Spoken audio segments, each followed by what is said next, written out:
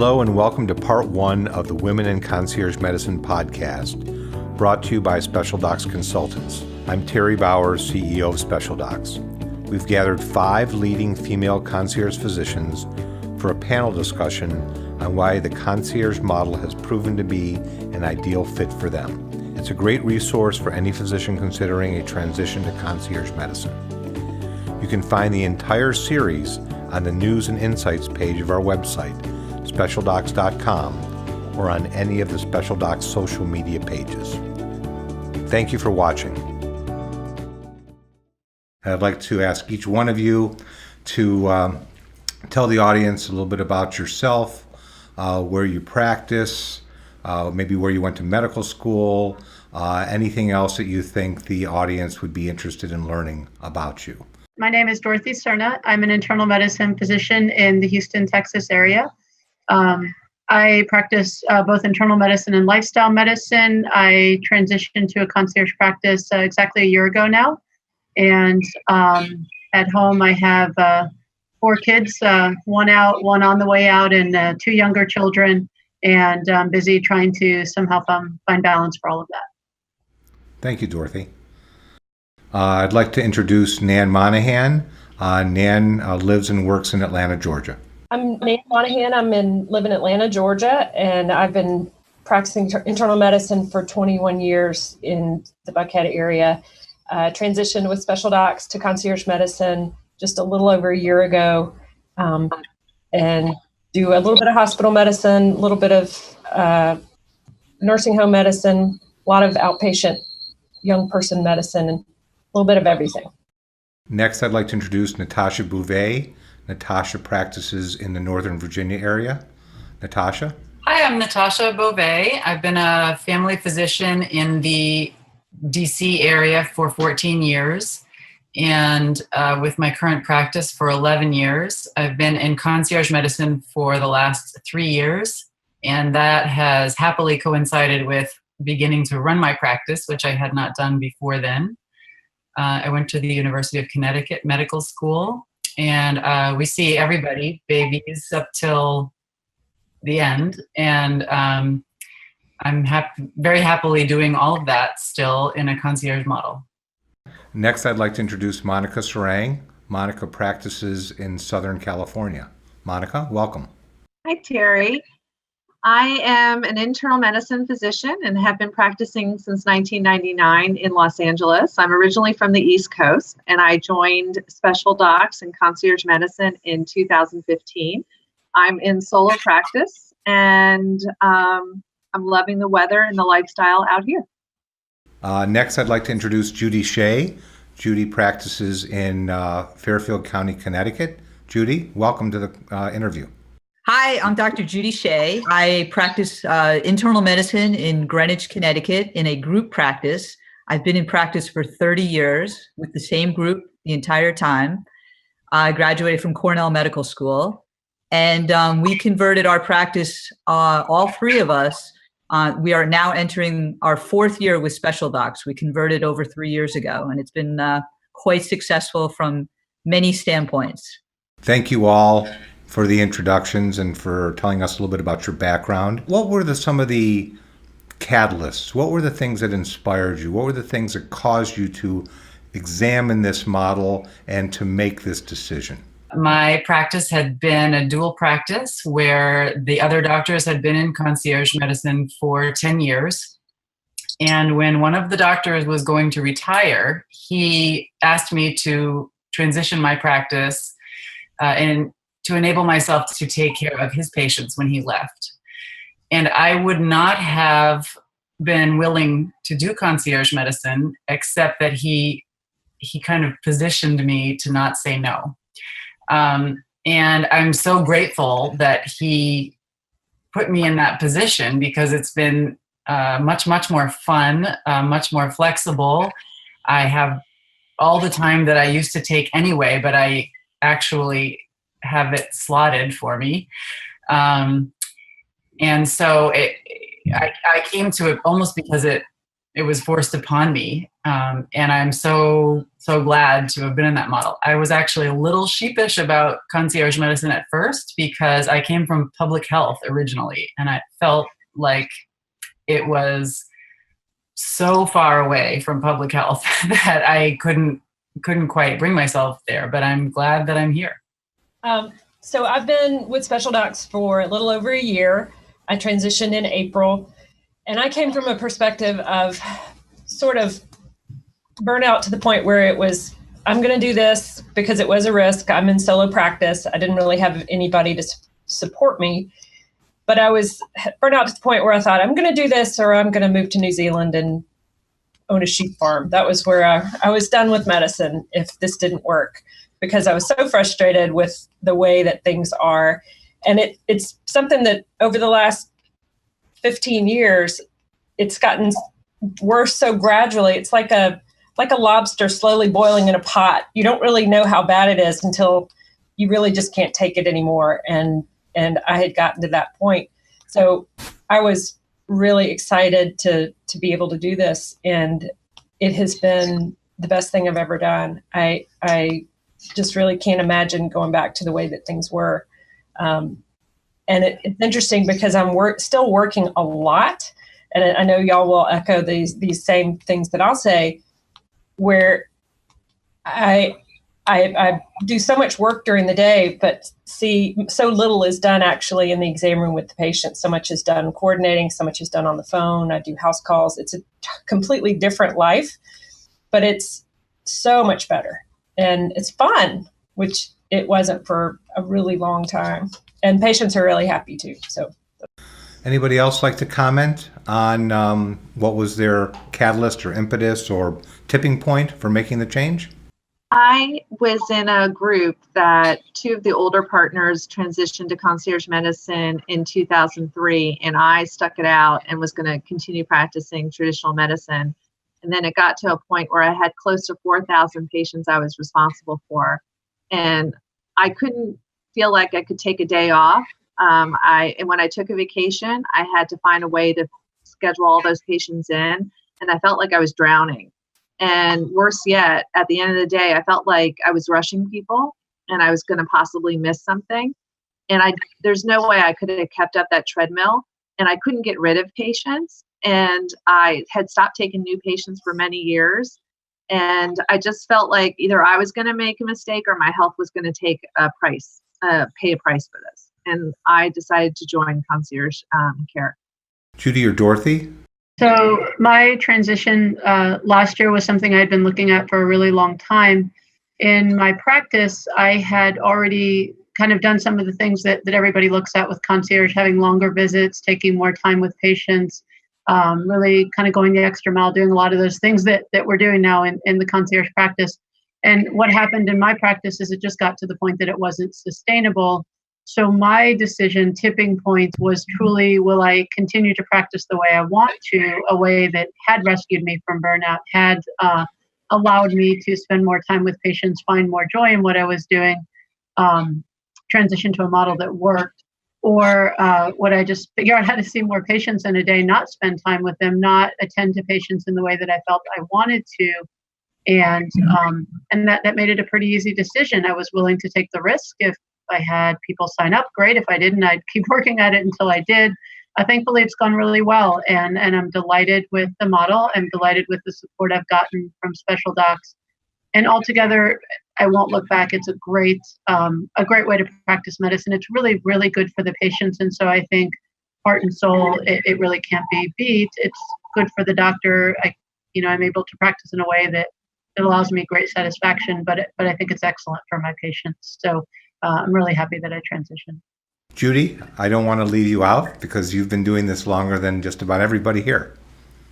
So 4 years ago, we've been looking at concierge medicine for quite a few years. We had a unique practice model where there were four of us at the time, four physicians were trying to practice a concierge style medicine in the traditional world of medicine. We actually did not participate in any managed care plans. We still participated with Medicare, and it was working for quite a long time. And as the demands on more documentation and we've started spending more time with trying to get approvals for things. It became a lot more difficult to get through the day seeing patients at the pace we were trying to see our patients at. And the choice was really, we didn't have a choice. We weren't going to go see 40 patients a day. So our really concierge medicine made the most sense to be along the same lines as how we were practicing, similar to what Dorothy was saying. And I will say I was the most reluctant of my three partners. It turned out that really three of us went. We could not. The fourth person was relatively new, and really wasn't ready to transition. So I was the most resistant, thinking I don't know how I'm going to be available 24/7 and still be able to raise my family. And in all honesty, it is so much better than life before concierge medicine. Yes, people have my cell phones, they have my emails, but you take such good care of them. They know you're there. And it's actually less of a, it's so much more flexible that it impairs less on your free time. You actually have a little bit of free time for yourself.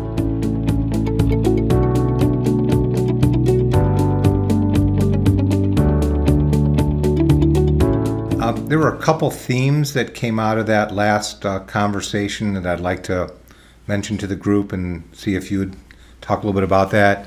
Really, it's the benefits to the patients. What have you seen with that? The benefits to you individually, and the benefits to those of you who have families. What have you seen in those three areas relative to your life now as a concierge doctor? I feel that the patients leave my office feeling that all their questions are answered. Every patient who comes in for an office visit or a physical is left with an instruction sheet with everything written out that we had talked about so that there's no confusion. I feel satisfied that I did really good medicine and that I gave them the best care I could. As far as how concierge medicine has changed my life, I'm more satisfied. I don't feel as if I'm going to break by going to work. Even though some days can be long, they're very rewarding. And I know all my patients. And so even if we're on 24 hours a day, 7 days a week, if somebody calls me on the weekend, there are people I know. It's like an old friend. They've been my patient for over 15 years. And so sometimes it's not even like work. We can all do this in the middle of the night, any hour of the day in the grocery store. But it's nice when it's a patient that you know, and they're all my patients, and I'm not covering for a big group anymore. My family doesn't see me come home with a ton of charts. In those days, we had charts where I was documenting. They don't see me as anxious. When I come home, I'm home, and I'm present. I have an overdeveloped sense of responsibility, and sometimes I look at my email too much, and I respond too fast. You've even made comments to that. When you email me at night. So that's my own doing. My patients don't expect it. Who else would like to comment on the benefits to patients, the benefits to you personally, and the benefits to your families? So, I mean, one thing on a day-to-day basis that I just have noticed is that, a year ago when I went into a patient's room, and this took a while to stop after I started concierge medicine, I was immediately trying to figure out how to get out of the room, because that's what you have to do to stay on time and to see 20 patients a day. So it took a while for me to sort of slow down a little bit. And it's sort of bled over into other parts of my life where I can feel a little more present, and I'm not always late, and I'm not always anxious. So it's really been a truly positive experience. The patient, and I agree with Monica, the patients are happy. They get their questions answered. They get clear direction. They get responded to. They get validated. And hopefully we keep people out of the hospital more. I think that's part of quality care is good communication. So it's been a great thing so far. So I love it. Any other comments before we move on to the next topic? So I wanted to basically echo the sentiments of the other docs that have already spoken. I think that from a patient care standpoint, the way that I'm practicing now is excellent.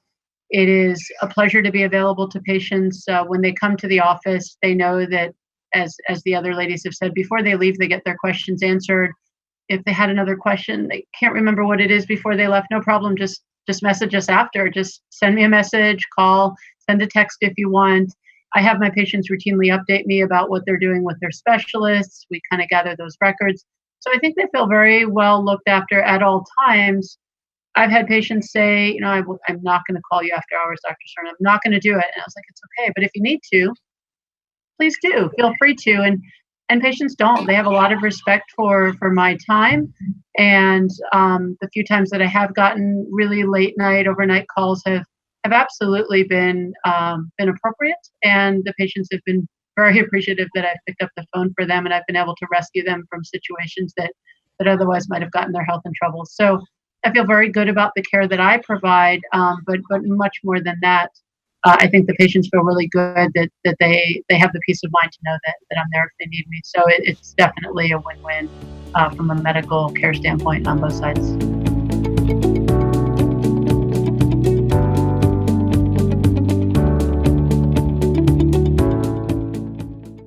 We'll move on to another topic.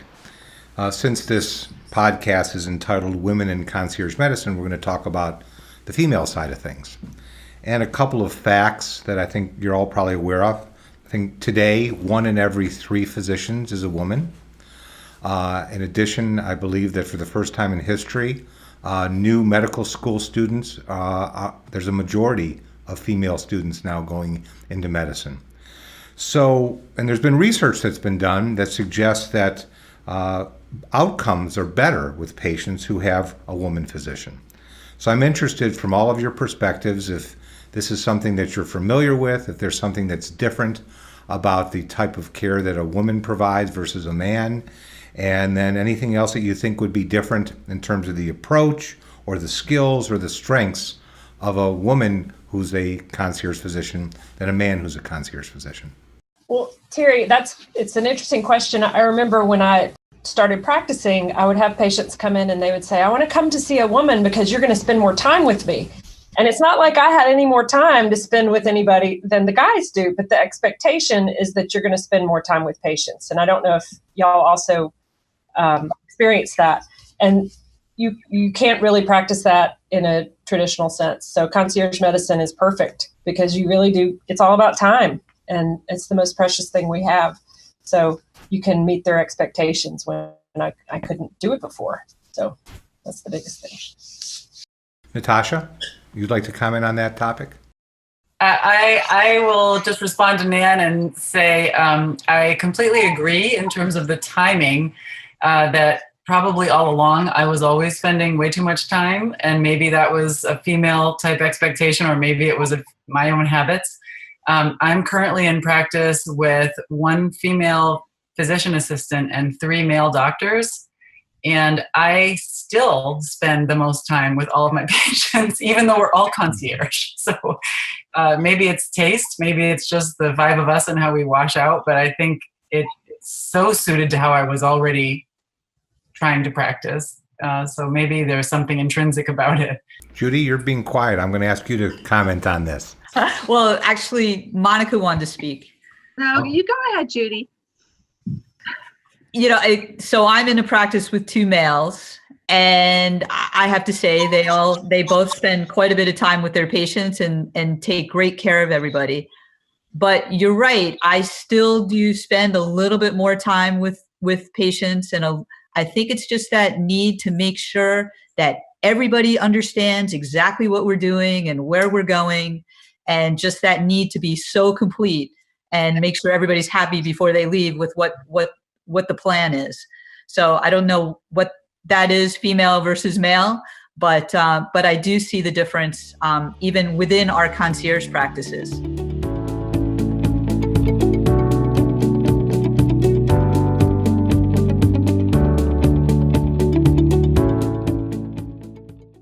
When I graduated medical school at the University of Maryland, it was the first year that 50% were women now. Mm-hmm. And I remember hearing that and thinking, I'm surprised that women haven't been physicians for a long time. Then I got into traditional practice, And then I got pregnant 17 years ago, my first child. And I remember saying to my employer at the time, I can't do this and be a parent. I'm going to miss my kids. And I had a really booming practice. And I said, I have an idea. Let me start at 7:00 in the morning and finish at 3. And he goes, no one is ever going to see you at 7:00 in the morning. And I said, well, let's see if it works out. And if not, then I'll go back to your traditional model, or it might not work. And I had so many patients that wanted to see me first thing in the morning. I wanted to be home at a reasonable hour to read to my kids and put them to bed and have dinner with them. And if I wasn't going to be able to do that, I wasn't going to be a happy person, and I was going to be a happy physician. And so those were my rules. And once I explained it to my patients, they understood, and they were able to know when they were sick to call first thing in the morning, or no to call me first thing in the morning. And I think that sometimes it's hard to ask for what you need. Monica, I would just love to echo that really asking for what you need and defining what you need works. For a long time in traditional medicine, I had been some version of part-time, with every iteration of every baby, a little bit of a different version of part-time. And then I was asked to work a little bit more. I was only working 3 days a week when I was asked to convert my schedule to concierge medicine, and I was told I really had to be there 5 days a week.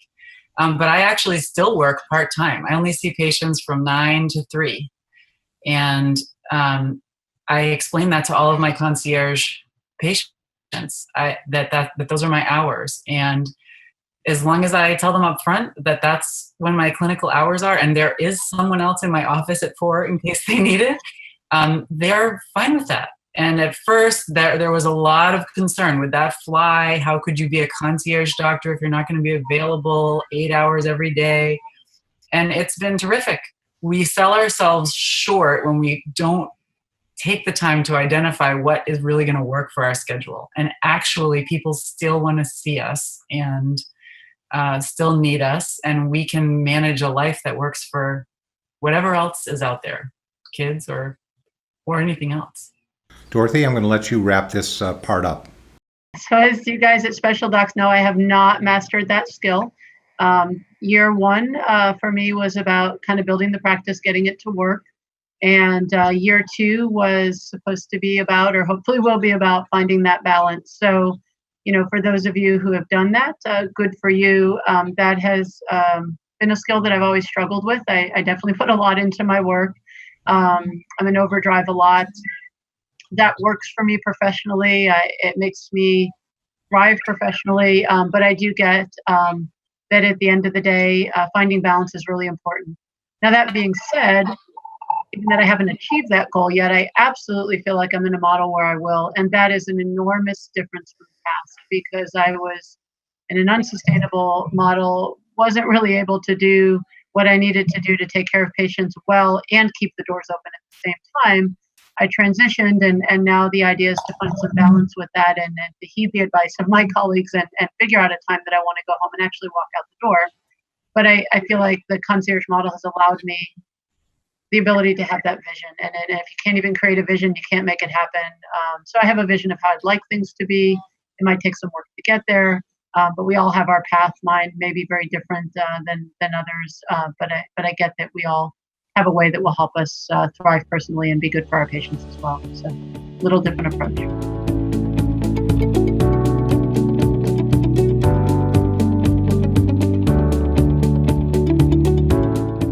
So, in the spirit of full disclosure, I've had a concierge physician for the last 10 years, and my physician is a female physician. And she's terrific, and I enjoy everything you've talked about as far as the time she spends with me and so forth. And I'm curious, for all of you who are female physicians, when you think about your patient panel, do you have more men? Do you have more women? Do you find them to be older, younger? Talk a little bit about your patient panels and what the demographics are of those patients. And is it affected by you being a woman? I would say that my practice is probably 45% male and the rest female. I see the majority of my patients who come in to visit me are between the ages of 45 and 80.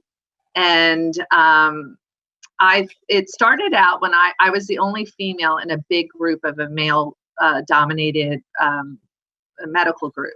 And I was the first female. So I ended up getting everybody's wives. And then all of a sudden I started getting their spouses switched over to me, or their children or their parents. And when I launched my concierge practice, I actually have a very even practice as far as gender. Judy, would you like to go next? So my practice is primarily female, and I've had several males asked to join my practice, and I just feel that I probably have 10% males at this point. I feel that as time has evolved, and again, I'm in a practice with other men, that I felt that my specialty was taking care of women, and so women typically gravitated towards me. What I love is that I have often three generations. So I have the teenagers, the 20-year-olds, I have their 40 to 50-year-old parents or mom, and then I have grandma. And I truly enjoy that situation where I have all the women in my practice. So I've had some men ask to join, and I said I'll take them, but I tell them it's not my area of expertise. So, but it is fun to mix things up a little bit. Anybody else care to comment on the demographics of your practice? Yes, Nan? I think my demographics are pretty similar to Monica's practice. I have about probably between 40 and 45% men. So it's which is interesting because I'll have men call up and they'll want to call and make sure that I take men in my practice.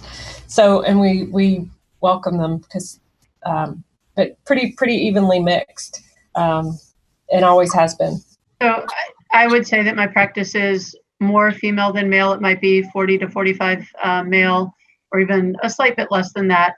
Since I started practice 20 years ago, I was one of the only female physicians in the area. I think there were a couple of us, and so I filled up pretty quickly. And then along the way, the husbands come, guys call, do you see guys? I was like, sure, and then some of them would say, hey, doctor, after a while, I really like you. I wasn't sure if I'd like a female physician, and that's okay. That doesn't hurt my feelings. I'm delighted that they do. I'm delighted that they feel comfortable. I think that the women naturally are going to feel more comfortable talking about certain things that guys might not talk to women physicians about. They want to go to their guy doctor, and that's okay. But I think a lot of gentlemen get that being able to talk to a physician who takes the time to listen, if that in fact is true, that female physicians might be more likely to spend more time listening or spend more time. I think the guys get that that's a great way to get care. So several decades ago, it was mostly boy docs, and it's not like that anymore. So I get that the times are changing, generations are changing, but I see lots and lots of couples. But I also see women who drive the healthcare decisions. They come to see me, and then they're like, my husband needs a good doctor. I'd like to bring him to see you as well. So the wife joining often is how the gentleman gets to the practice, or another family, member who refers them. But I have no problem with the fact that I have, probably more women than men, but it's not ever been something I've sought out or gravitated towards. People choose me. I'm more than happy to take care of men, more than happy to take care of women, and I feel equally comfortable.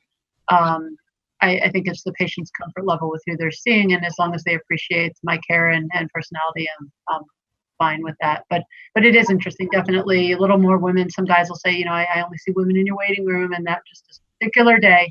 But for sure, I've noticed that since day one. So, Natasha, would you like to wrap this up for us, this section? I think my practice similarly is slightly more women than men, but close to even. I inherited a lot of patients from a male doctor who retired, and many of those patients had seen the man doctor for 30 years. And I was certainly the first woman doctor they had ever had. And some of them were, visibly unsure how that was going to go. And they seem to have stuck around. Recently, I had a person come in for a meet and greet appointment and said he only would want to see a woman doctor. And I was reflecting on that and some of my other male patients, and I wonder if they feel more comfortable opening up about difficult subjects to a woman. I'm not sure. Maybe it's for some people a little bit more comfortable of an emotional space to be speaking with a woman.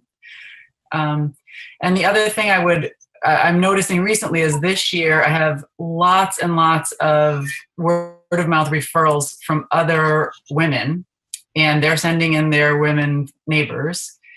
And I think first I probably get those word of mouth referrals from other women. And I think that just might be because women are the ones who are talking to a lot of people about their healthcare. Maybe they're just more chatty about those kinds of things with other women. So I feel like I may see my practice change in its gender fraction as I go along if I tend to get more referrals from women who are referring their girlfriends.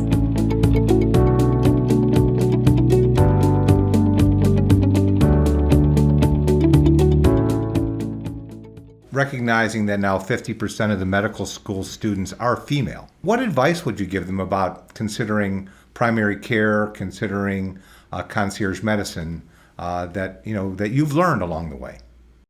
Well, first of all, medicine in general, I've actually have gone back to speak to not necessarily my medical school, but to college kids about a career in medicine. And this was even frankly before concierge medicine came about. In that here's a profession where you can still excel at what you do. You don't necessarily have to work a full-time position. Even if you were interested in working part-time, you're still respected. You can still keep up with the literature.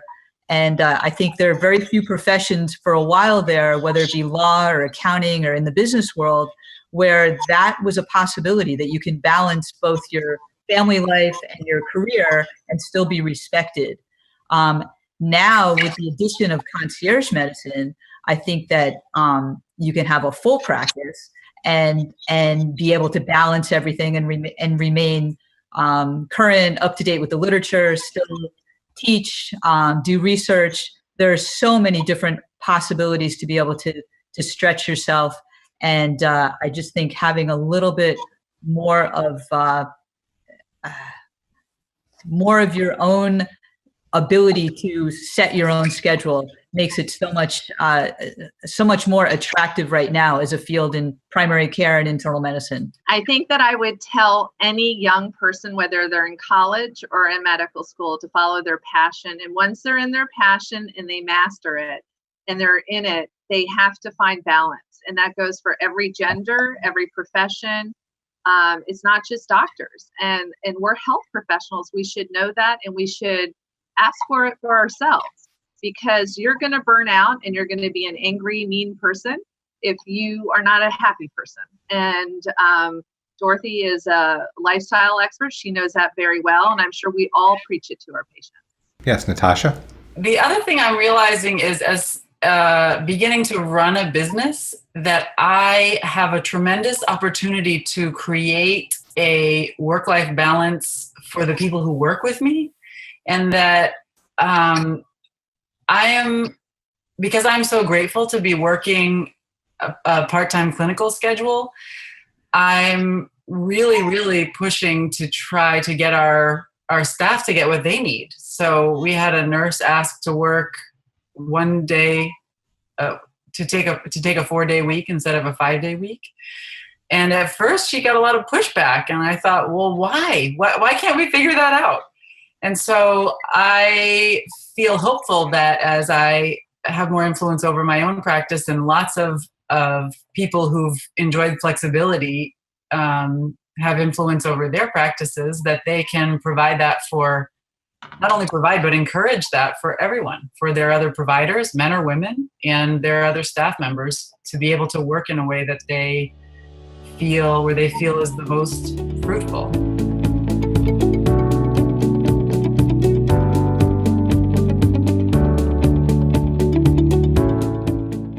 Speaking as the CEO of Special Docs, we are delighted and blessed to have you as clients of ours.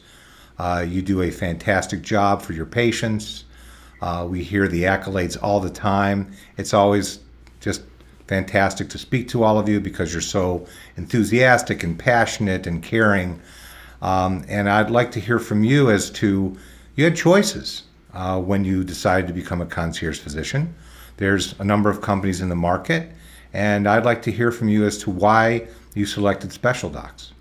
Interestingly, I signed with Special Docs very, very quickly after meeting the team.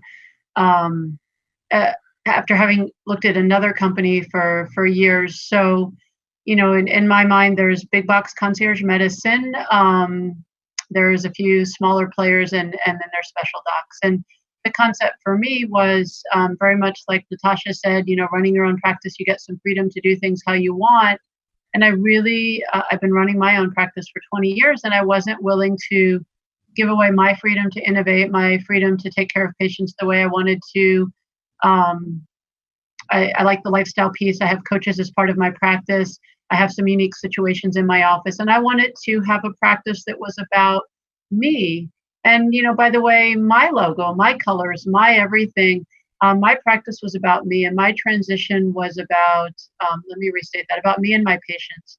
And it was very much fluid. It was a way to transition to a practice model that worked, but not feel like I had to be a part of a different organization to do this. Really, I was just defining that this is the way I was going to practice. So Special Docs was all about doing what worked for me and my practice and my patients, and very personalized. And I probably threw some curves your way, Terry, and to your team about things that I wanted to do. And hopefully they thought some of that was fun stuff and fun ideas. And it just, I came up with stuff and I got support to do it. And I think it was just great. So it was very interesting, though, that I had spent a really long time looking at the concierge model, truly not even knowing that companies like Special Docs existed. And then when I literally stumbled upon you guys by recommendation of another doctor, I was sold immediately. And that was after a tremendous amount of homework into the concierge model. So it's like family to me. And I've said that to everybody on the team, that what a privilege it is to be able to work professionally and have my practice supported by a group that treats me like family. And I am 100% sure I would not have found that elsewhere. In fact, the reason that I walked away from another opportunity, I absolutely didn't get that warm, fuzzy feeling elsewhere. So it's been a tremendous partnership, and I am inordinately thankful for the opportunity to partner with you guys. So thank you. My two previous partners who were very busy were some of the first people in Los Angeles that went concierge. So I had learned about concierge care since 2000. And because I had the kind of practice I had in the area that I practice, I was heavily recruited for about 15 years. And it was two companies that were heavily recruiting me.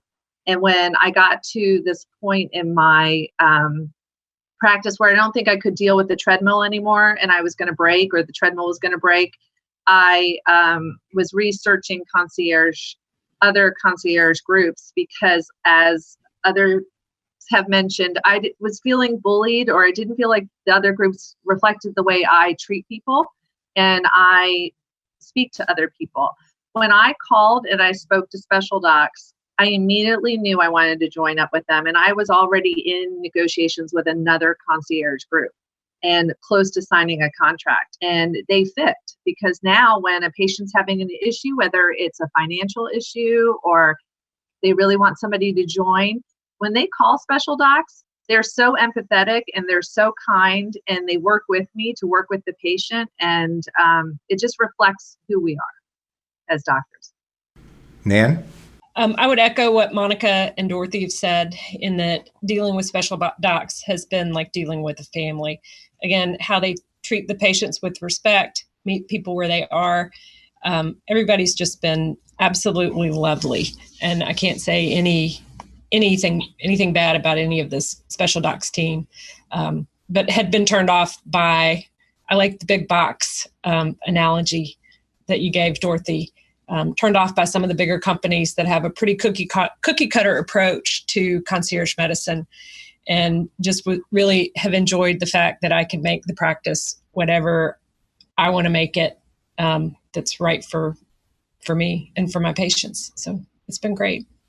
Thanks, Terry. Thank you. Judy?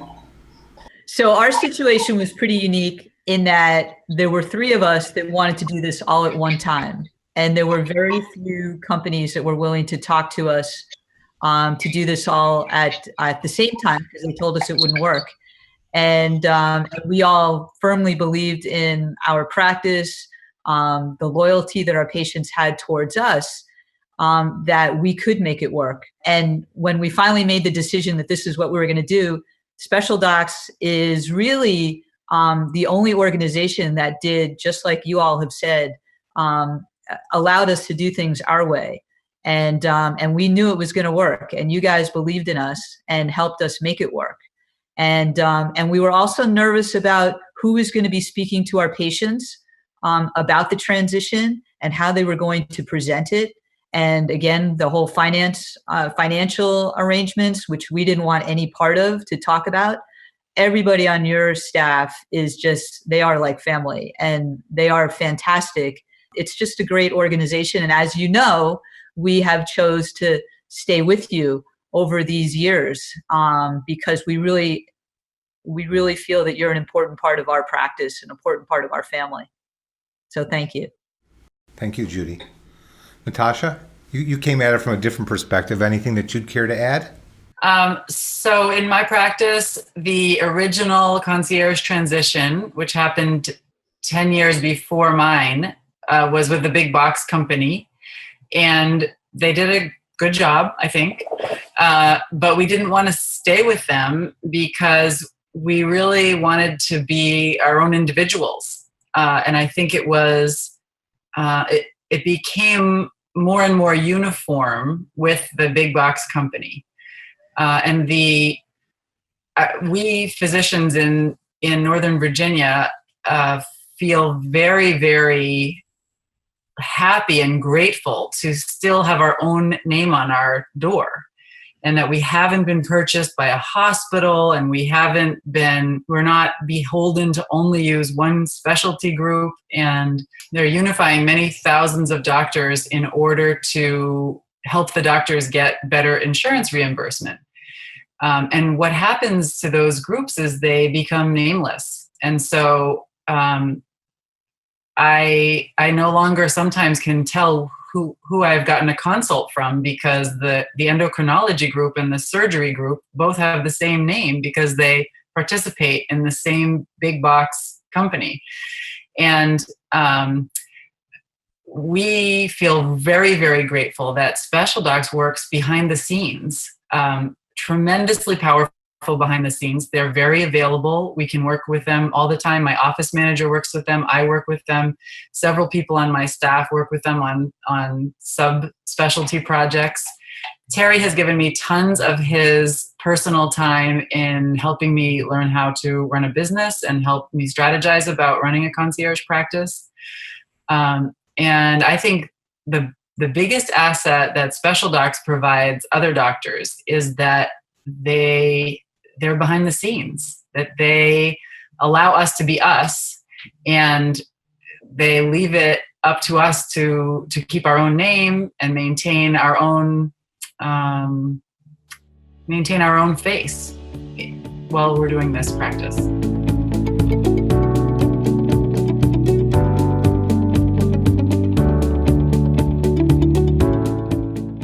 Well, I want to thank you all for taking the time this evening.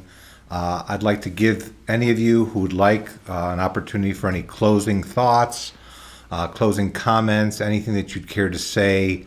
And again, before we do conclude, I want to thank you again for being terrific doctors and better people that make our lives extremely, extremely pleasant. And it helps us as an organization fulfill our goals and mission, because through you, we know we're having a positive effect on physicians, and then in turn, you have a positive effect on patients, on the healthcare environment, on cost, and on quality. One of the things I would say to a female practicing physician who's thinking about concierge medicine is that I too had reservations about putting money in the doctor-patient relationship. It doesn't belong there, and I had a hard time asking for it. And with having a third party do it who is warm and sensitive, and in this culture that we live in now, where everybody has to pay up a little bit more to get better cell phone coverage, better airline reservations, better this, better that, paying a little bit more, which is the price of a fancy dinner once a month, is not a lot to my patients, and it's worth it for being able to have me at any time. And it was hard, and I felt guilty about it, but at the end, it was not an issue. Along those same lines, I appreciate the training that you guys have provided to allow us not to feel badly about how we practice medicine, because we do provide, I think, a tremendous service. Our patients really, really are appreciated. They're getting great care, and it really is hard to work with the financial end of that. I don't think any of us have ever really done that. We're not business grads, so we appreciate how you guys have kind of trained us and have helped us take over that part of the practice. Along the lines of what Monica said, I was very scared of talking about money with patients. I was so afraid that patients were going to be angry with me, or they were going to think less of me. And that just didn't happen. I think people they know that they're not getting what they want from the relationship. And they know from everything that's on the news and the current state of affairs of healthcare that the doctors aren't happy.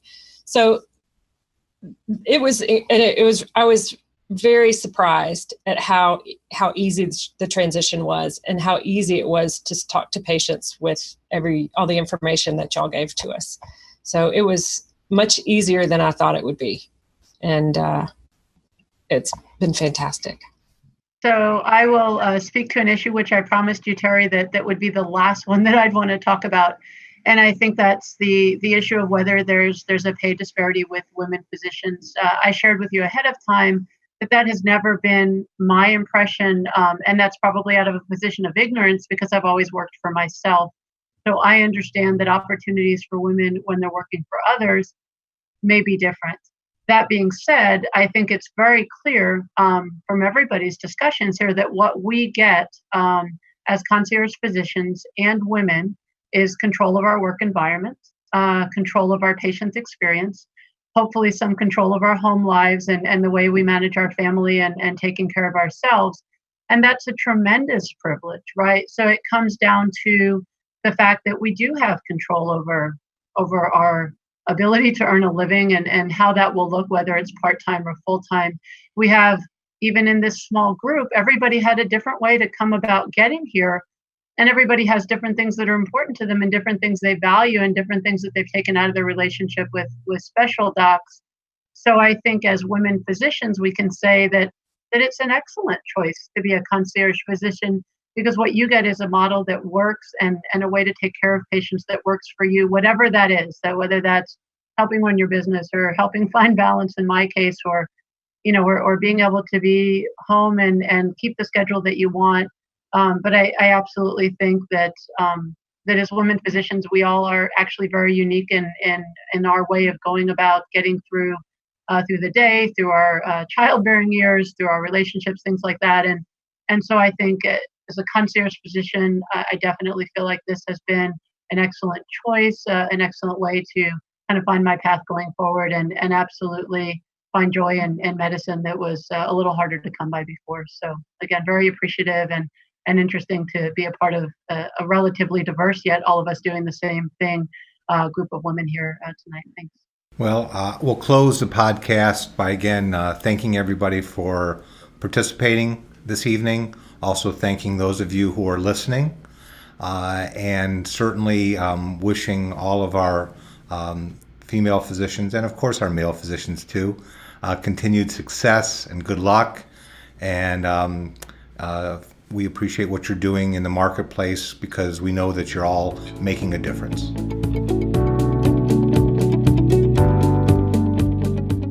That concludes the final part of the Women in Concierge Medicine podcast.